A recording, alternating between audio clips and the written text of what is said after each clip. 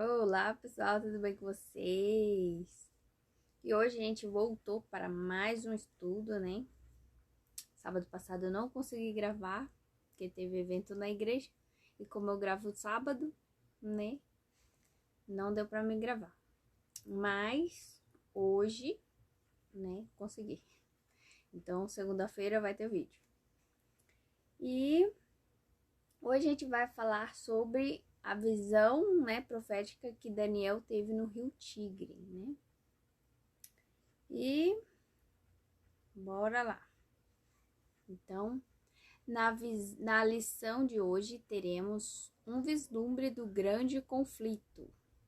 Daniel 10, o verso 1, né? Que existe nos bastidores da história, e mais uma vez encontraremos Daniel, que desde a juventude sempre confiou em Deus, ajoelhado em oração. Então, né, bora lá para Daniel 10, o verso 1. E a pergunta é: o que sucedeu a Daniel enquanto caminhava às margens do rio Tigre? Né? O que aconteceu? No terceiro ano de Ciro, o imperador persa, Daniel, também conhecido por Belsazar, em aramaico, recebeu uma revelação divina. A profecia era verdadeira e falava de tempos hostis e guerras. Na visão que teve, ele compreendeu bem a mensagem que segue. Então, Daniel e seus assistentes, né, caminhavam pelas margens do rio Tigre, quando ele recebeu essa grande visão do grande conflito, né, que existe desde que o pecado entrou, no caso, desde que o pecado surgiu no coração de um anjo perfeito, né? Então, ele recebeu essa visão. Aqueles que o acompanhavam foram tomados de grande temor. E aqui o temor é de medo mesmo, não é temor de respeito. Então, eles fugiram e se esconderam. Só Daniel viu a visão e ao final ele ficou muito enfraquecido. Daniel 10, o verso do 5 até o 7. O que Daniel viu na visão? Daniel 5. Deixa eu só marcar aqui. Daniel 5, 6 e 7. Então olhei para cima, e diante de mim estava um homem vestido de linho, com um cinto de ouro puríssimo na cintura. Seu corpo brilhava como o berilo e outras pedras preciosas, o rosto iluminado como o relâmpago, os olhos como tochas acesas, os braços e as pernas reluziam como bronze polido, e sua voz soava forte e grave, como o barulho das multidões. Só eu, Daniel, contemplei aquela visão. Os homens que estavam na minha companhia não a conseguiam ver, foram acometidos de tanto pavor que fugiram apressadamente do local e se esconderam. Isso daqui é praticamente um resumo do livro de Apocalipse, né? Quando fala que quando Jesus vier, né? Vai ter um grupo de pessoas que vão estar de pé diante de Deus, né? Se referindo aqui a uma figura de Daniel, né? Os santos e servos de Deus que obedecem a Deus. Então eles vão estar de pé, e os como que é o nome dos cadê? Os assistentes de Daniel, né? Como não temiam a Deus, fugiram e se esconderam. No livro de Apocalipse também tem essa parte em que os que aceitaram a marca da besta, né? Rejeitaram a verdade de Jesus, rejeitaram o próprio Cristo. Na volta de Jesus, eles vão correr, fugir e pedir para os montes e rochedos que caiam sobre eles. Então aqui é praticamente o livro de Apocalipse falando. Por isso que eu comecei com vocês, né? Pelo santuário, porque tudo isso, né? Se refere, acontece tanto no santuário no céu, como aconteceu no santuário terrestre, né? Que no caso terrestre, depois no céu, do céu depois terrestre, porque começou tudo lá no céu. Então, o grande conflito começou no céu e termina no céu, né? Com o juízo. Quando encerra o juízo de investigação, o Deus, né, Jesus, ele vai dizer está feito, né? Porque acabou o juízo. Então, o juízo de investigação acabou, então cada pessoa que aceitou ou rejeitou a Jesus está salvo ou está condenado. Então, hoje acontece o juízo de investigação. Assim que começar a cair as 7 pragas, é porque o juízo acabou. E aí não tem mais o que fazer. Então, se você está santo, você vai continuar santo. E se você estiver perdido, você vai continuar perdido. Então, você que escolheu rejeitar Jesus, você já estará condenado se até lá você não se converter a Jesus, né? Se você não se entregar a Jesus, você estará condenado, né? Porque Jesus, ele é a vida. E se você não aceita a vida, você já está morto. Simples assim. Então, Então, o que Daniel viu na visão? Então, Daniel viu o grande conflito, certo? Envolvendo o povo de Deus e seus inimigos. Os samaritanos tentavam influenciar o rei da Pérsia a não permitir mais que os judeus reconstruíssem a cidade e o templo de Jerusalém.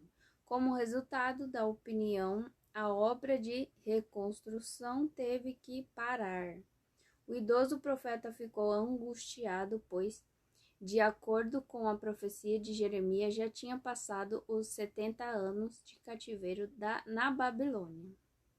E o povo estava impedido de reconstruir o templo, né?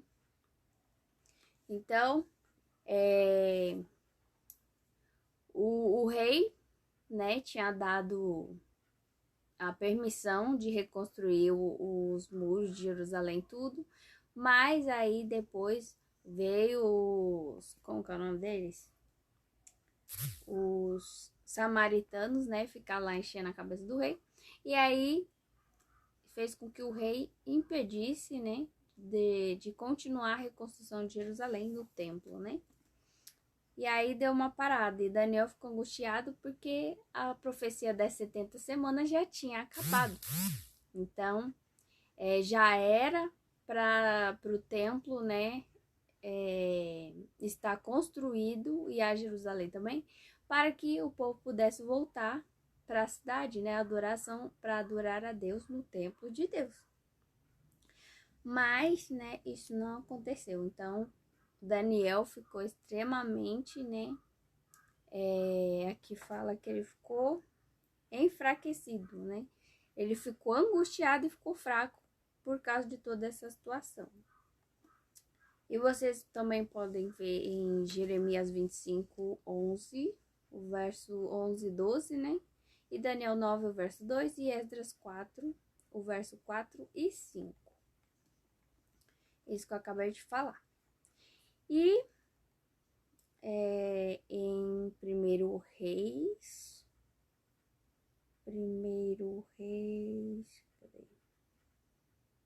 1 Reis 8:43. 8:43.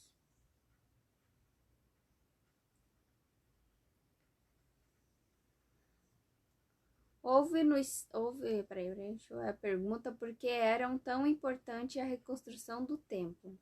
Ouve dos céus, espaço da tua habitação, e atende às súplicas do estrangeiro, a fim de que todos os povos da terra sejam esclarecidos quanto a teu nome e passem a te amar e temer, como procede Israel.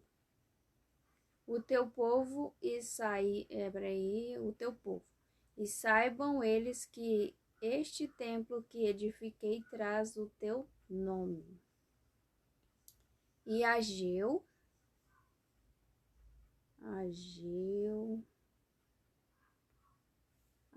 2:7. Farei com que as nações estremeçam, e eis que elas trarão para cá os teus tesouros, e encherei esta casa com Kadosh, né, a glória de Deus. Assegura o Senhor dos Exércitos. Então, a importância, né, para a reconstrução é o seguinte. Então, o santuário era o centro da verdadeira adoração estabelecida por Deus.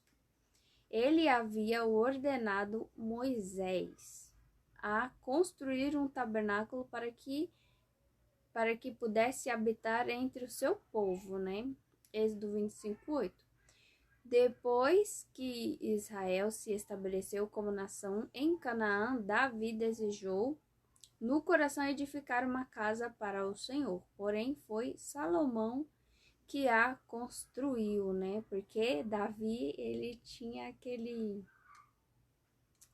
gostava de guerra, né? Então, ele tinha as mãos manchadas de sangue. E o templo, ele é santo, né? Então, teria que ser alguém com as mãos limpas e que fosse puro, né? De coração, como Salomão, né? Tanto que ele escolheu sabedoria quando Deus perguntou o que ele queria. Então, este templo era magnífico, em esplendor, mas agora nos dias de Daniel ele estava em ruínas. O propósito de Deus era que através dos ensinamentos do templo todas as nações tivessem a oportunidade de conhecer o Deus verdadeiro. 1 Reis 8:39.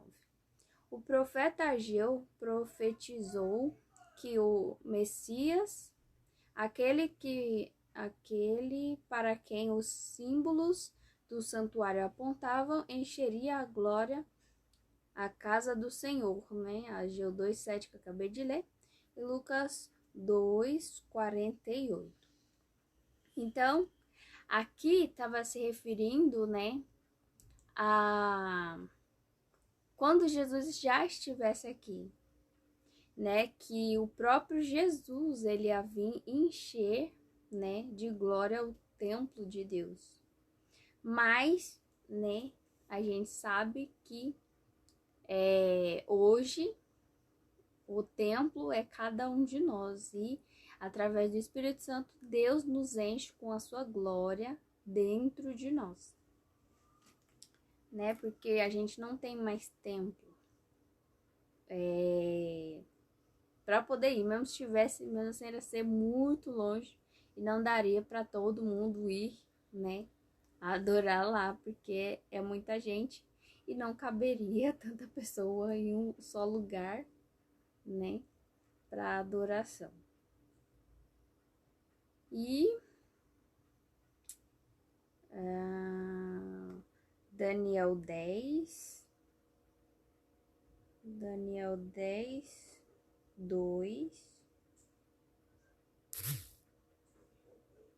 e 3, e depois o verso 12. Verso 12, 2, 3. Que fez Daniel quando soube da ação dos inimigos. O que Daniel fez? Eis que naqueles dias eu, Daniel, estava chorando por 3 semanas inteiras.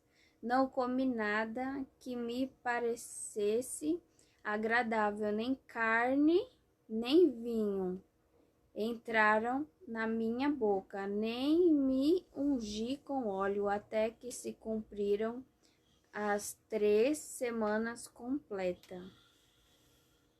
Então, Daniel, né? Peraí, a verso 12 falta.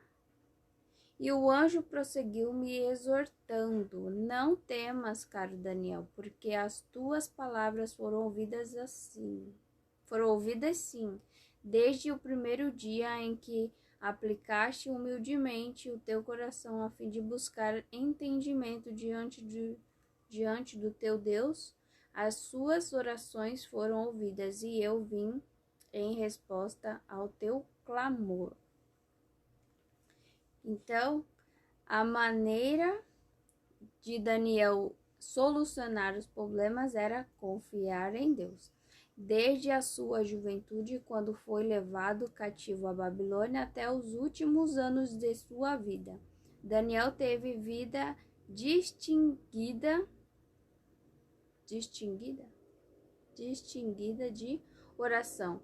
Além de orar, o idoso profeta eliminou da sua dieta todas as iguarias. Ele substituiu por pão, vegetais e bebidas apenas água. Alimentava-se da comida mais simples e apenas o suficiente para manter-se vivo até as suas orações fossem respondidas. Então, era assim que Daniel resolvia os problemas dele, né? Ele confiava em Deus e, né, trocava a dieta, né? Então, ele não comia carne nem bebia vinho. O vinho quer dizer suco de uva, né? Porque o vinho fermenta. Então, ele pegava e comia só alimentos simples, né? Que é fruta, legumes, pão sem fermento, pão integral, essas coisas. E bebia água, claro. E Daniel 5, verso 7 a gente já leu. Então, vamos ler agora, então, Apocalipse 1, do 12 até o 18. Bom, até o 18 é muita coisa, peraí. Aí. Então, que pessoa em especial Daniel contemplou em sua visão? Então, agora aqui no livro de Apocalipse, né, que a gente já leu, Daniel 10, o verso 5 até o 7, na segunda perguntinha. Agora, a gente vai comparar com o que está escrito no livro de Apocalipse. Aí está escrito assim, né? Quem Daniel contemplou, né? Vamos ver quem Daniel contemplou. Porque João, aqui no livro de Apocalipse, contemplou a mesma pessoa. Então, voltei-me para observar quem falava comigo, e voltando-me, vi 7 candelabros de ouro, e entre os candelabros alguém semelhante a um ser humano, vestido uma longa túnica que chegava até os pés, e um cinturão de ouro ao redor do peito. Sua cabeça e seus cabelos eram brancos como a lã, tão brancos quanto a neve, e seus olhos como uma chama de fogo. Seus pés reluziam como metal quando é refinado em fornalha ardente, e sua voz como o som de muitas águas. Tinha em sua mão direita 7 estrelas, e de sua boca saía uma espada de 2 gumes afiada. Seu rosto era como o próprio sol quando brilha em todo o seu esplendor. Assim que admirei, caí a seus pés com o rosto, estive como se estivesse morto. Então ele colocou sua mão direita sobre mim e disse: Não temas, né? Não tenha medo.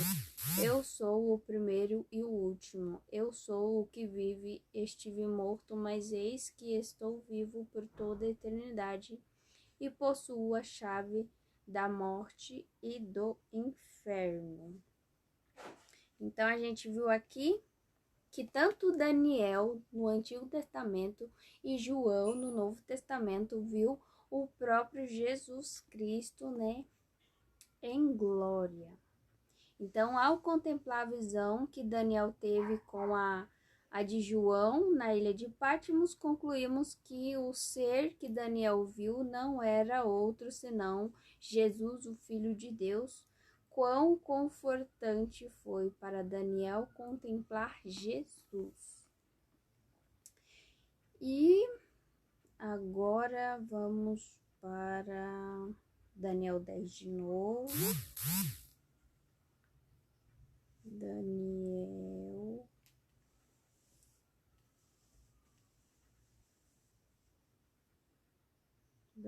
10. Como a gente já leu do 5 até o 7, agora vai ser o 13. Verso 13 e o verso 21. E o verso 21. 13 e 21.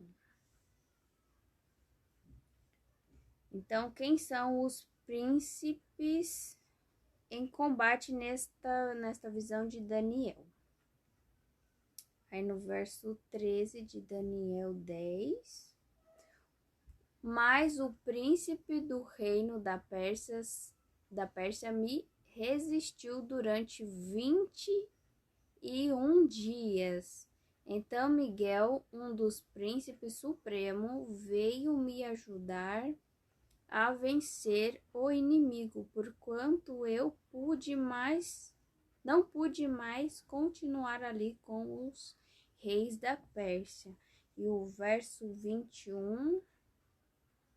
Antes, porém, eu te declararei o que está escrito no livro da verdade.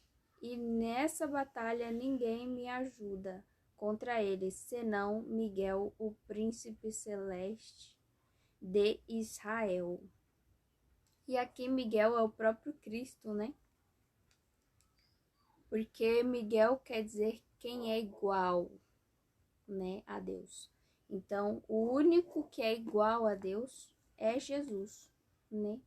E todos esses nomes que Jesus tem é como se fosse um tipo de cargo, né? Uma função. É como se fosse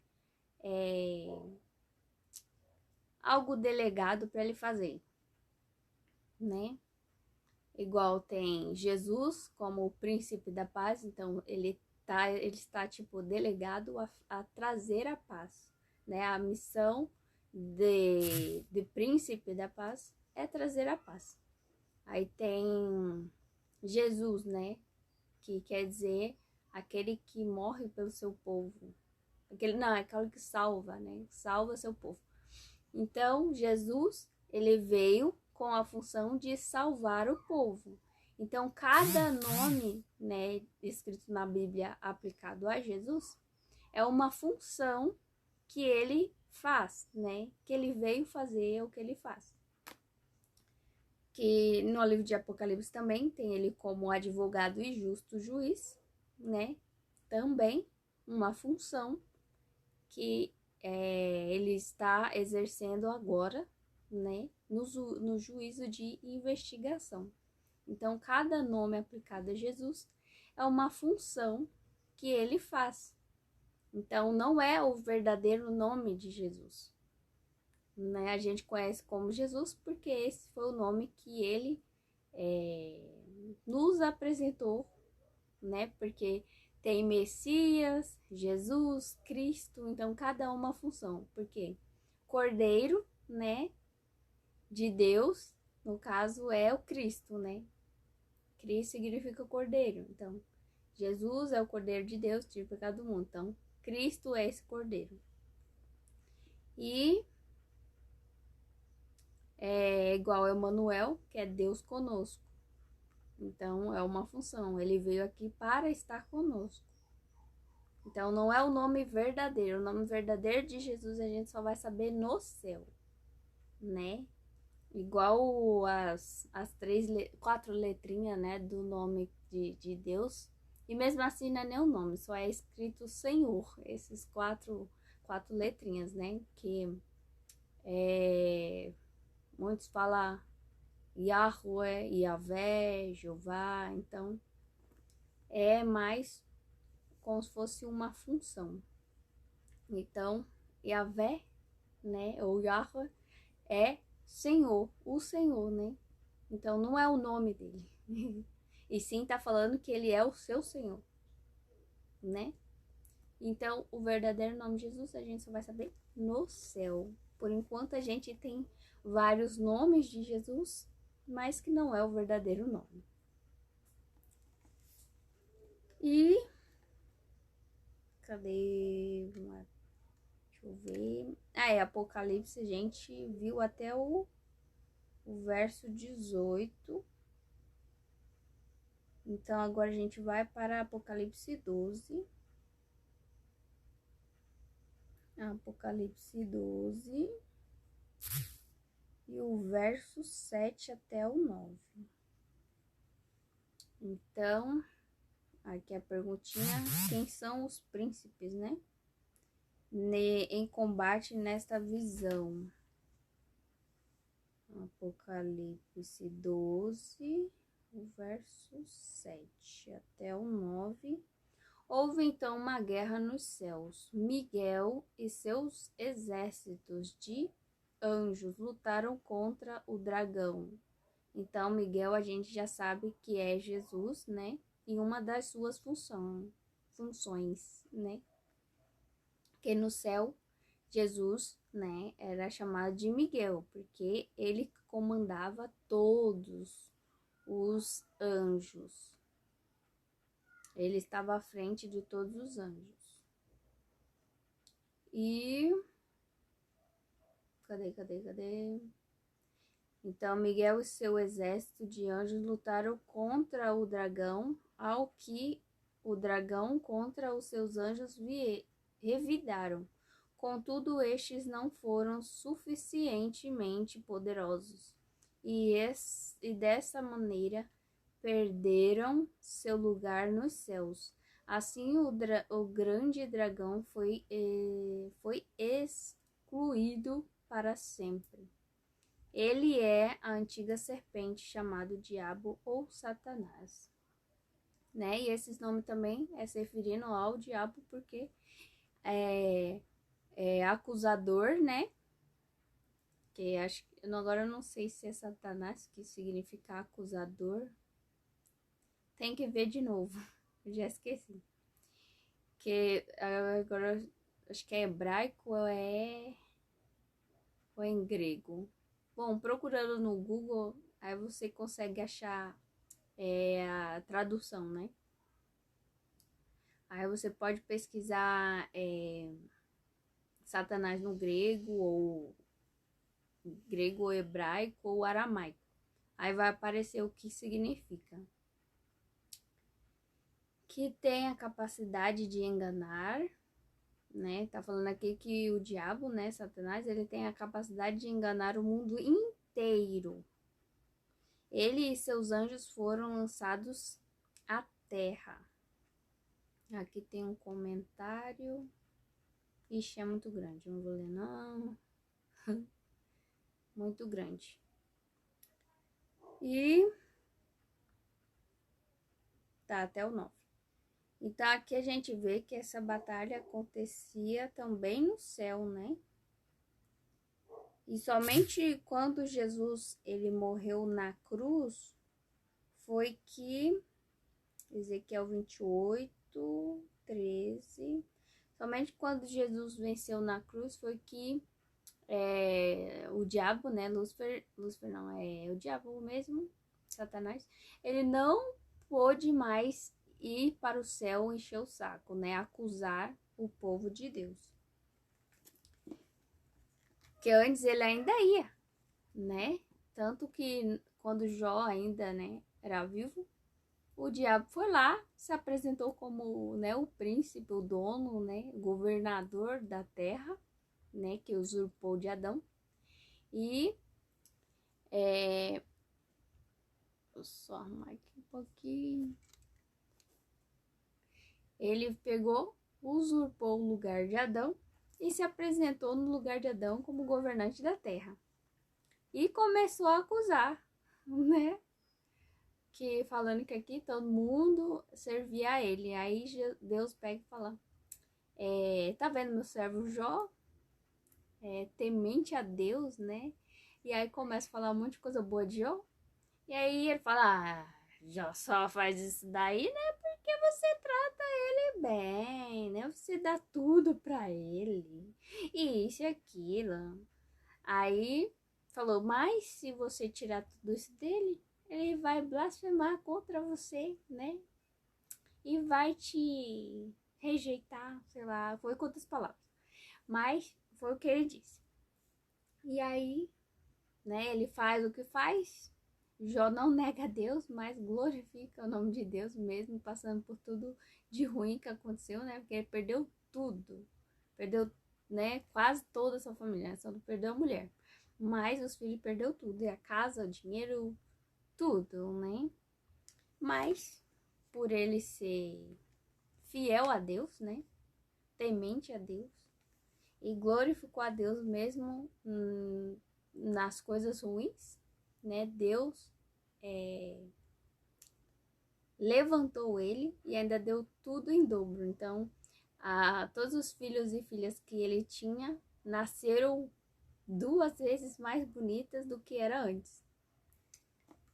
Então, vamos lá, quem são esses príncipes, né? No combate na visão, no combate nesta visão, em Ezequiel 28, verso 13. Estiveste no Éden, delícia, jardim de Deus.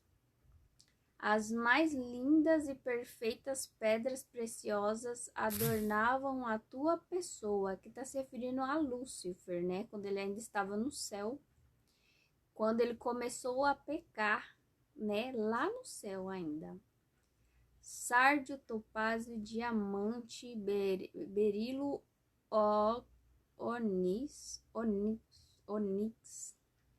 jaspe, safira, carbúnculo, esmeralda e outras, seus engastes, garnições e outras joias eram feitos com ouro puro. Tudo foi preparado para ti no exato dia em que foste criado. E até o verso 18. Além disso, foste também ungido como querubim guardião. Então, Lúcifer, ele se vestia de pedras preciosas, coberto de ouro, né? Ele gostava muito de ostentação.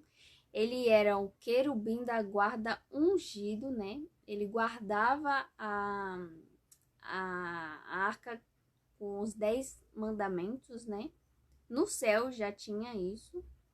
Para você ver que os 10 mandamentos não foi criado pelos judeus ou para os judeus ou desde os judeus, já existia no céu. Querubim da guarda ungido. Então ele guardava os 10 mandamentos.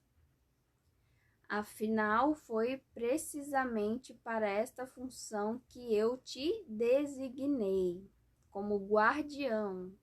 Então, estiveste também no monte sagrado de Deus. Então, ele estava na casa de Deus, né? Onde Deus habitava, no monte. O monte quer dizer o monte mais alto, que é onde fica a casa de Deus. O templo, né? De Deus. E caminhavas entre as pedras resplandecentes. Naquele tempo era perfeito, irrepreensível em teus sentimentos e atitudes, desde o dia em que foste criado, até que, aí começa, se observou malignidade em ti, por intermédio dos teus muitos negócios em toda a terra encheste o teu coração de arrogância e brutalidade, e pecaste. Por este motivo eu te lancei, profanado e humilhado, para longe do monte sagrado de Deus. Eu mesmo te expulsei, ó querubim da guarda, do meio da glória das pedras fulgurantes. O teu coração tornou-se altivo e soberbo por causa da tua impressionante formosura. Então Lúcifer era muito bonito. E corrompeste a tua sabedoria por conta do teu esplendor e tua fama. E ele era famoso entre todos os anjos, né? Por isto eu te lancei à terra, fiz de ti um espetáculo e advertência perante reis e governantes. Por meio dos teus muitos atos malignos e pecaminosos e da tua injustiça e desonestidade nos negócios e comércios, profanaste até os meus próprios locais sagrados de culto. Por isso fiz sair de ti mesmo o fogo tal que te consumiu, e te reduzi a cinzas jogadas ao chão, à vista de todos quantos estavam contemplando todos estes acontecimentos. Então, porque Lúcifer pecou, né? Lembra aqui que ele era perfeito, o mais lindo de todos os anjos, né? Ele gostava de ostentar, ele andava no meio das pedras preciosas, né? Na casa de Deus, ele era o querubim ungido, né? O querubim da guarda ungido. Então, ele era o querubim responsável por guardar a lei de Deus. Por isso que o diabo odeia a lei de Deus, porque ele guardava a lei de Deus. Ele era ungido para isso, ele foi feito para isso, né? Foi o que Deus disse aqui. Em Isaías 14, verso 12. 14, o verso 12 até o 14. Como foi que caíste dos céus, ó estrela da manhã, filho da alva, da alvorada, né? Aqui é Deus perguntando no caso Jesus perguntando pro diabo, né? O Lúcifer aqui. Como foste atirado à terra, tu que debilitava todas as nações? Afinal, tu costumavas declarar em teu coração: Hei de subir até os céus, erguerei o meu trono acima das estrelas de Deus. Eu me estabelecerei na montanha da Assembleia, no ponto mais elevado de Zafon, o alto do norte, o Monte Santo. Subirei mais alto que as mais altas nuvens. Tornar-me-ei semelhante ao Altíssimo. Então aqui já deixou bem claro o que Lúcifer, né? Por que ele pecou? Ele queria ser igual a Deus, né? Aqui está escrito semelhante, mas em algumas Bíblias está escrito igual a Deus. Então ele queria o trono de Deus, ele queria os anjos de Deus, ele queria ser o próprio Deus na casa de Deus, né? E assentar no trono de Deus, sendo o próprio Deus, né? No Monte Santo de Deus. Então a gente vê que quando ele veio para a Terra foi exatamente isso que ele fez. Então ele se sentou-se, né? nos 7 montes, né, que tem em Roma. Um dos 7 montes está a casa, né, do diabo, né? Porque do mesmo jeito que ele cria, né? No caso lá no céu, aqui na terra ele veio e fez exatamente o que ele queria, só que, né, não do jeito que ele imaginava, né? Porque ele queria o céu, ele queria o trono de Deus. Só que aí ele pegou e fez o próprio trono, no caso, pegou, né, o trono de Deus, e agora ele se acha sentado no trono de Deus em Roma, né, nos 7 montes que tem em Roma. Se você pesquisar aí no Google, você vai achar. Então, tudo que Deus tinha no céu, no caso, tudo que Deus tem no céu, o diabo queria, só que ele não conseguiu no céu. Então, ele veio para a terra e montou o seu próprio reino baseado no céu, né? O que ele queria no céu, ele veio e fez com que ele tivesse aqui mesmo na terra. E aí, agora vamos ver aqui. Então, a gente viu que os príncipes, né, em combate nessa visão, a palavra em hebraica, ser, traduzida por príncipe, é empregada frequentemente por Daniel com referência a seres sobrenaturais. Então, príncipes, né, fazendo uma referência aos anjos caídos, né? São seres sobrenaturais. Você pode achar em Daniel 8, o verso 11, o verso 25, Daniel 10, o verso 13, 21 também, e Daniel 12, o verso 1. O texto bíblico deixa claro que por detrás do rei da Pérsia estava o príncipe do mal. Então, atrás do rei da Pérsia estava o próprio diabo, Satanás, que desejava interferir nos planos de Deus. Neste grande conflito, Daniel viu uma luta muito intensa. De um lado estava um anjo mau agindo para frustrar os desígnios divinos, e do outro lado, possivelmente, o anjo Gabriel, o mesmo que o havia auxiliado em ocasiões anteriores, né? Que Gabriel, ele sempre vem para avisar os servos de Deus, né? Gabriel veio, falou com Daniel, Gabriel veio, falou com Maria, né? Antes dela ter Jesus, né? Falou que ela ia engravidar, que ela era bendita, né?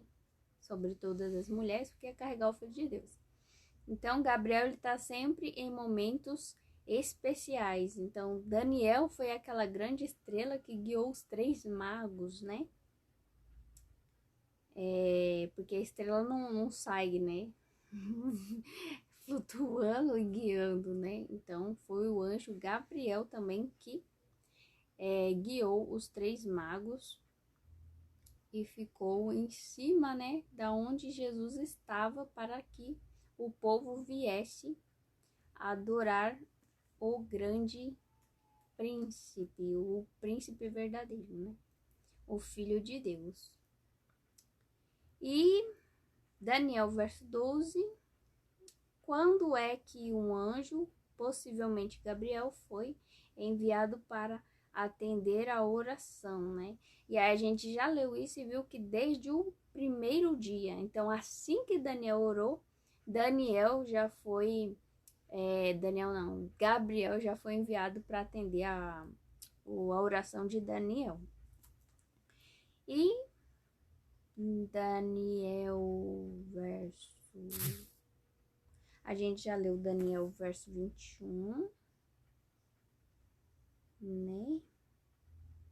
Daniel 10, acho que 21 a gente já leu. Então, vamos para Daniel 12.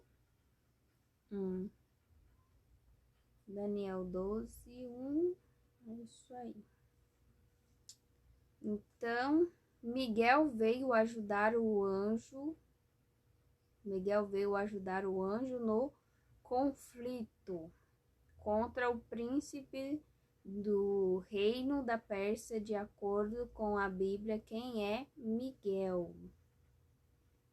Então, de acordo com a Bíblia, quem é Miguel? Naquela época, Miguel, o grande príncipe.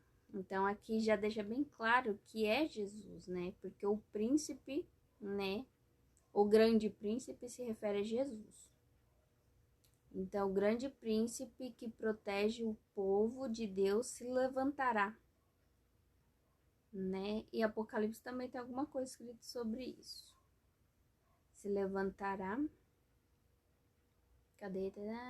Se erguerá em benefício dos filhos do teu povo, e haverá um período de tribulação, opressão e aflição, como nunca houve desde o início das nações até então. Contudo, naquela época, o teu povo, toda pessoa cujo nome está escrito no Sefer,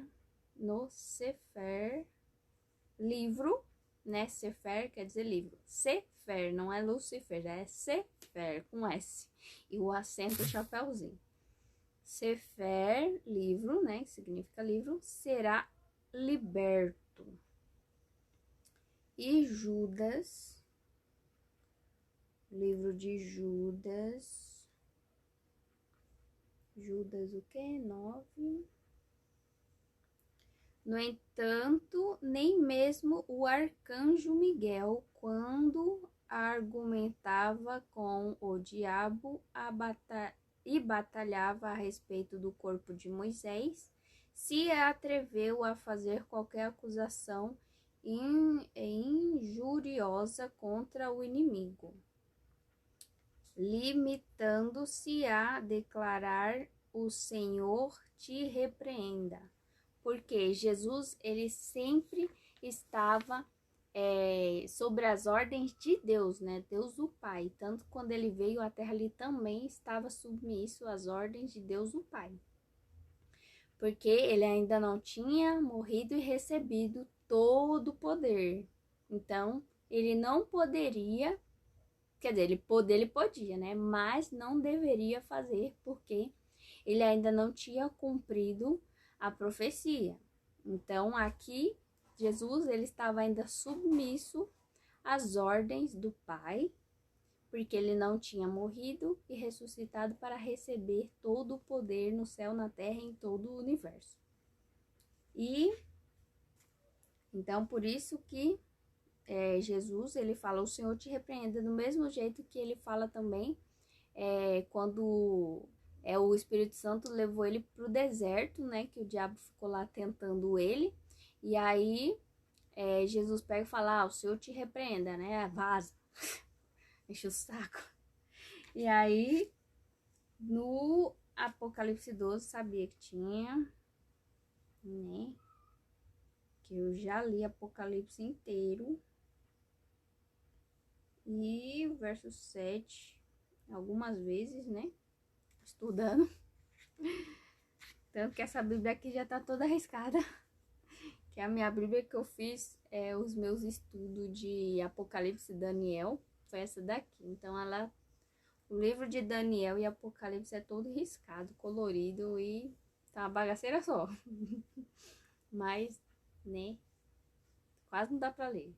Mas por isso que eu tô lendo aqui no celular. E bora lá.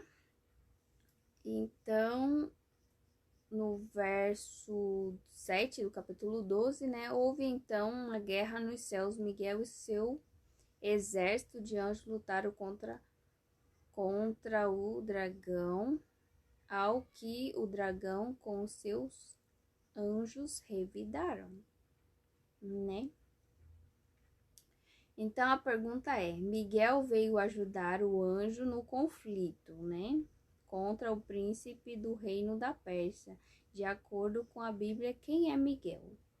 Aí o nome Miguel significa quem é como Deus, né? Então o único que é como Deus é o próprio Cristo. Jesus é descrito no Novo Testamento como a imagem do Deus invisível.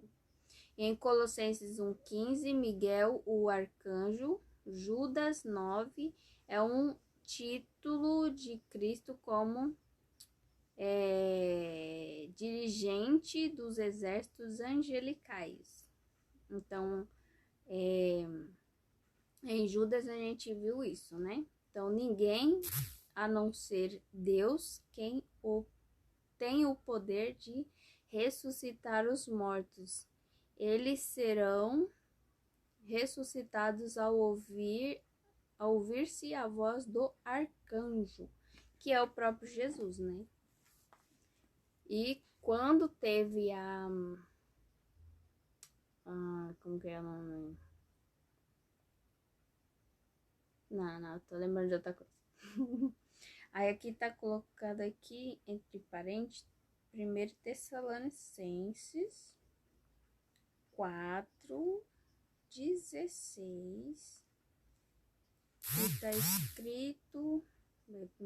Aí eu apertei Timóteo. É Tessalonicenses 4:16.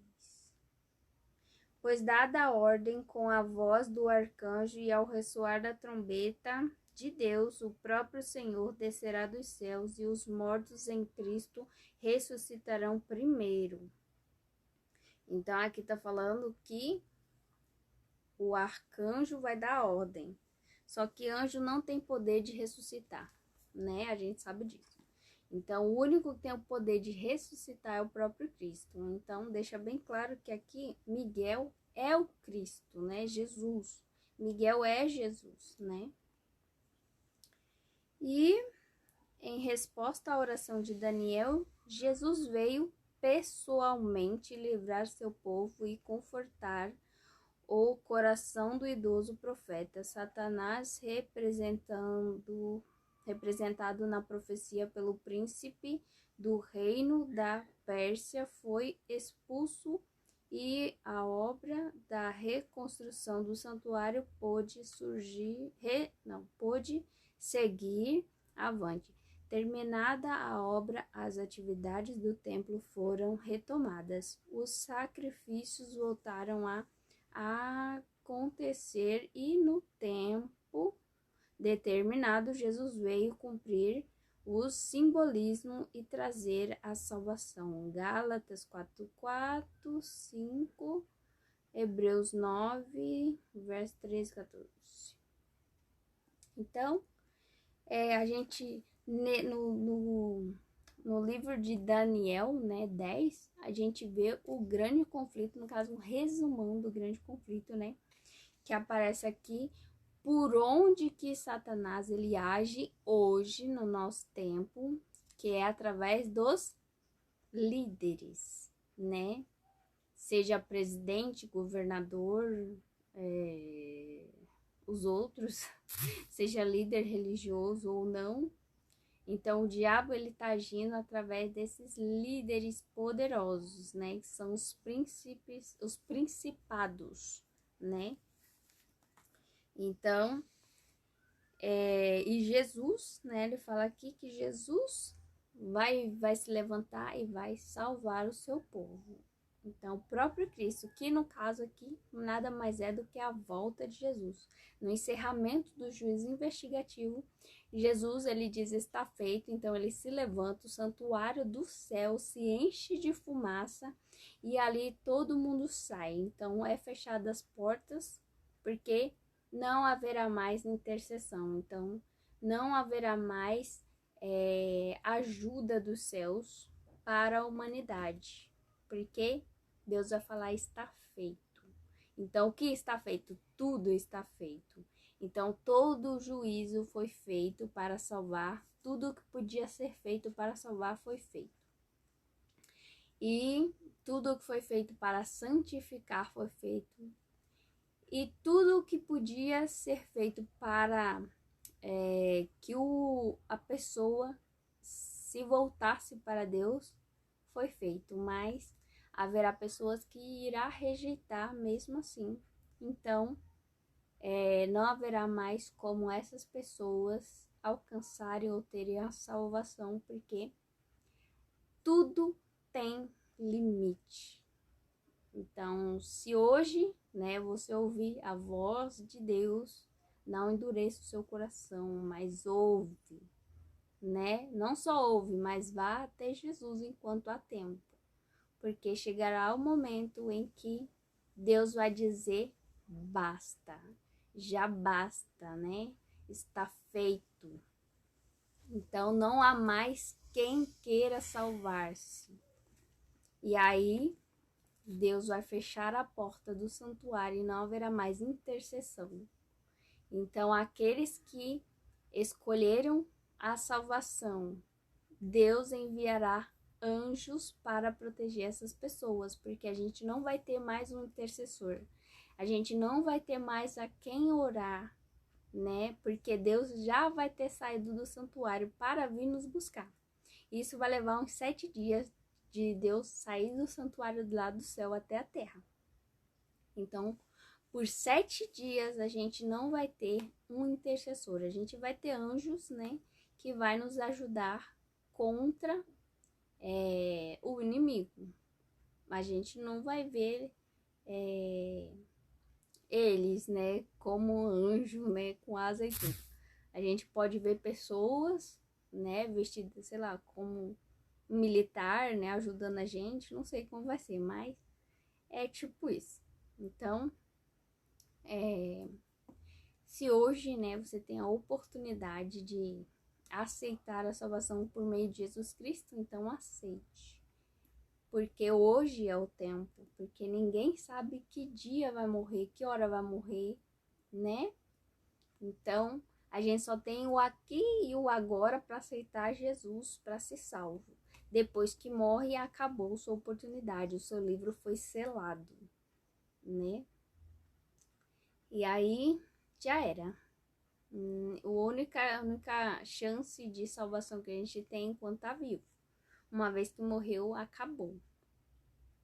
Né? Infelizmente é isso, né? Muitas pessoas acreditam que depois da morte você pode ter uma segunda chance, mas não tem. Isso é mentira. Biblicamente, você só tem a oportunidade de ser salvo enquanto você está vivo. Depois que você morre, acabou a sua oportunidade. Então, essa é a mensagem de hoje, né? A gente viu que o livro de Daniel, no capítulo 10, é um resumão do grande conflito. Se você quiser, né, a gente tem o livro do grande conflito, que vem na sequência correta, né, dos acontecimentos até a volta de Jesus.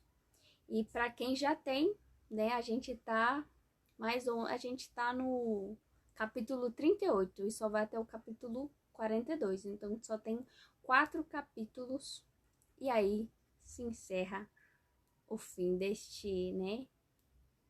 Vamos falar deste mundo, porque Deus vai criar novos céus e nova terra, né? Então, se encerra o fim deste mundo. Então, essa é a mensagem de hoje, né? Já vai dar 1 hora. E Deus abençoe cada um de vocês. Então, se você não vai nessa ideia de, eu vou sentir. Se eu sentir, né? Você não vai sentir nada. A única coisa que você vai sentir é a vontade de correr de Deus, porque você é pecador, assim como eu. Então, quando a gente peca, a gente sai correndo de Deus, assim como fez Adão e Eva, né, no jardim do Éden. Assim que eles pecaram, a primeira coisa que eles fizeram foi o quê? Assim que eles ouviram que Deus estava chegando, eles, deram no pé e se esconderam. Então, a gente faz a mesma coisa. Então, se você esperar por sentir, você nunca vai chegar até Deus. Mas Deus está sempre vindo até você. Então, quando Deus vir até você, então não endureça seu coração, porque hoje é o dia da sua salvação, amém? Então, em nome de Jesus, Deus abençoe cada um de vocês e essa mensagem de hoje e até o próximo.